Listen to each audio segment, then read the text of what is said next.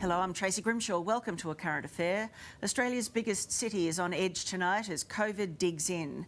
And the message from New South Wales Premier Gladys Berejiklian was blunt: stay at home. It came as Sydney recorded 44 new cases, 29 were active in the community, with a lockdown extension now looming. And it comes amid growing criticism the city should have been locked down sooner. A short time ago, I spoke with Prime Minister Scott Morrison. Prime Minister, thank you for your time. 2 weeks into this Sydney lockdown and the numbers keep going up. The banks are now offering loan deferrals. It feels like we're in it for the long haul. Do you think that's what Sydney should be bracing for?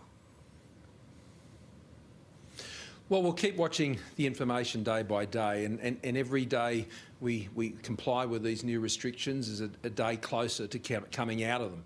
And it's a bit hard to say at this point, and it's for the Premier to ultimately make those judgments. But we just got to keep pushing through. Hopefully, it's as brief as it can be, but as long as it has to be, to ensure that we suppress the virus and this most recent outbreak, and we're able to get back to where we were a few weeks ago. New South Wales has had a great record here, but as a fellow Sydney-sider, we've just got to push through. I know people are tired and I know they're frustrated. That's understandable, but what we all need to do now as Sydney-siders is pull through, not just for New South Wales and Sydney, but for the whole country. The Sydney economy is incredibly important to the national economy, and so we've all got a job to do here for Australia. When Melbourne locked down for months last year, there was full JobKeeper and full JobSeeker available. There were rent suspensions, for example, and businesses currently have to find their rent. People who can't work have to find their rent. They don't have help really for that now. Are you going to have to offer more help if this drags on, which it appears it might? Well, we are providing that help. I mean, the help we're providing to people at the $500 payment is what JobKeeper was being provided at the end of the JobKeeper program, and that's we've relaxed the restrictions now going the third week. There is no what's called the liquid assets test, how much money you got in the bank, so people can access that payment now, $500 and $325. So that's what was being provided under JobKeeper at the end of the program, and that's been put in place now. And we're working with the New South Wales State Government, should they be in a position where they have to go further, to look at additional measures. What measures? But what's important is that we seek to get out of it. Well, that's what we're working through with the New South Wales State Government to support businesses and support the New South Wales economy, should further restrictions be required. But right now, we're providing that direct household support, and people can access those payments, just like people do after a natural disaster. That's exactly the same method we're using. You call the number and you can access the payment. Prime Minister, at the start of Melbourne's second wave, roughly a year ago, the Victorian government locked thousands of people into high-rise public housing towers. In Sydney, we can still buy shoes and homewares if we think that they are necessary. Is it lockdown light here? Have we not gone hard enough? I think the decision that has been taken by the New South Wales government has been very carefully calibrated to the advice that they have and the situation they face. And New South Wales has never been the state which has instinctively, with the first reaction, gone to those sorts of measures. And that's been very good for the national economy and the Sydney economy. And what the challenge has been here in Sydney over the course of the last, particularly 10 days or so, has been compliance with the restrictions that were there. So it's important that that compliance kicks in, and the Premier has gone further today, and I think they were wise judgments. And so compliance is what we have to do in Sydney. We've got to stick to the rules that have been set, because if we don't do that, then obviously that makes coming out of this lockdown more difficult. Today you reassured Australians that we have 2,020 spare ventilators, which I know was supposed to be comforting, but frankly it was a chilling moment for me. I mean, given that the UK and the US are busy opening up, why are we still locking down and counting ventilators? Well, that was simply an assurance that we are continuing to ensure in our hospitals that you would expect governments to be checking you on. Now, I don't envisage that they will be necessary at all, but I think it's wise, and I would hope that would be reassuring that our governments are always looking at this, as I know the UK government is, because in the UK now their focus is not on managing cases. They had as many cases in one day this week that we've had over the entire 18 months. Their focus now is on hospitalisations and serious illness, and we'll have to wait and see what their most recent decisions will mean for that. But here in Australia, we haven't had the rate of death. I mean, we've saved 30,000 lives here in Australia by the response that we've had as Australians. That's put us in a very strong position from a health perspective and also from an economic perspective. We've had 1 million jobs come back into the economy. We've got more jobs now in the economy than we did before the pandemic hit. So Australia globally has performed well, and we need to now get everybody vaccinated as quickly as we can by the end of the year.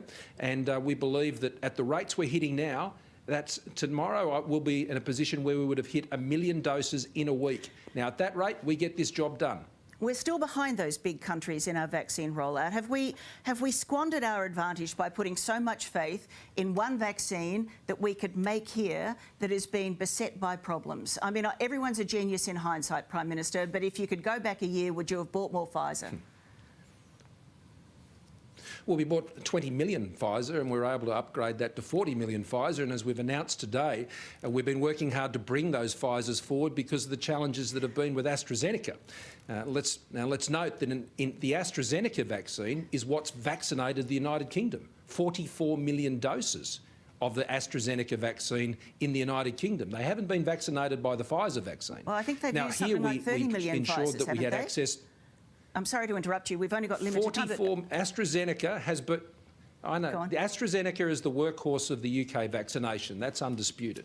AstraZeneca has also been an important part of our vaccination program. We purchased additional Pfizer. We have the Moderna vaccine, the Novavax vaccine, all of these vaccines.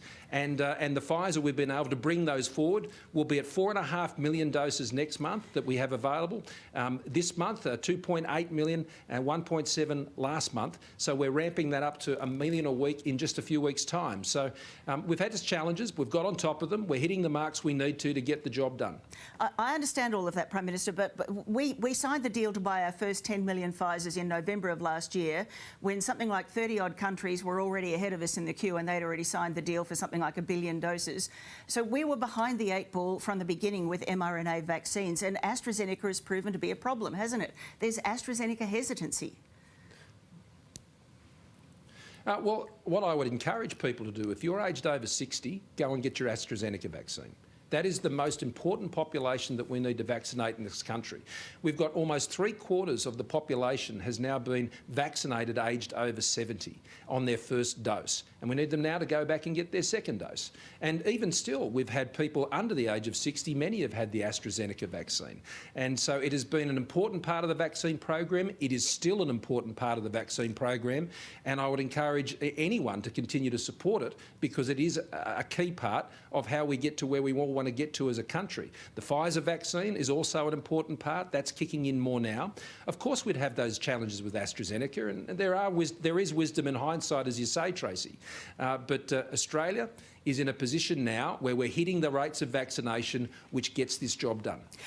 We spoke with Lieutenant General Fruin on the program last week, and he alluded to a measure of vaccine hesitancy among over 70s in Australia, and there's something like 30% of over 70s who haven't been vaccinated. Do you know what percentage of those don't want the vaccine? Oh, it's a small proportion as I understand it, but we've got, as I just said, almost 75% of the over 70 population vaccinated. Every single aged care facility in the country has had two-dose visits. And one of the key things we'll be looking at with the 4-phase plan I outlined last Friday is it's not just the overall population vaccination rates that are important, but it's also those over 70. And at over 70%, almost 3/4 of our population aged over 70 now that have had that first dose, and it's still rising, then it's demonstrating that the program is really getting into those groups as it needs to have the broader protection for the whole population. How close to 100% can you get it? Have you looked at the data on that? Well, no country is going to get to 100%, just like no country is going to completely eradicate the virus. No, but no country is going to get to 100% there either, Tracy. I mean, this is one of the myths that go around in the vaccination debate around the world. I mean, there's only one country in the world that has a 2-dose vaccination rate higher than 65%, and that's Israel. Not even the United Kingdom has reached that. And in the City of London, the vaccination rates in the United Kingdom are less than 60%.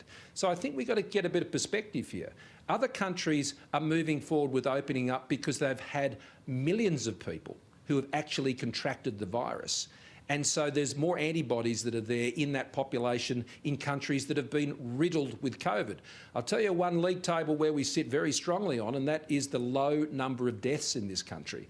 And frankly, that has always been our country's focus at a state and federal level, that we didn't want to see the tens of thousands, and indeed in some cases millions of deaths we've seen overseas country occur here in Australia. And we have seen our economy, the OECD just this week highlighted Australia as one of the best performing countries in the world in COVID, getting jobs back into the economy. So more jobs and less deaths.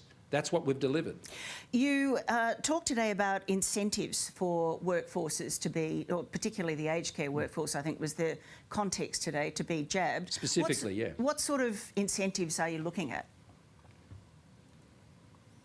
Well, it was raised by Premier McGowan today, and whether there'd be something like retail vouchers or things like that working with the corporate sector. We had a round table with Lieutenant General Fruin and the Treasurer this week that was looking on ways that the business sector can support. So this was, I thought, a good suggestion, and we'll run it to ground through General Fruin with the corporate sector following up on that round table. That round table also led, and the Treasurer, Josh Frydenberg, this week also got on the phone to the banks to ensure, particularly here in New South Wales and Sydney, that the same leeway that was being provided in Victoria and other places is also going to be provided here in New South Wales. So you just got to work the problem. That's what we're doing.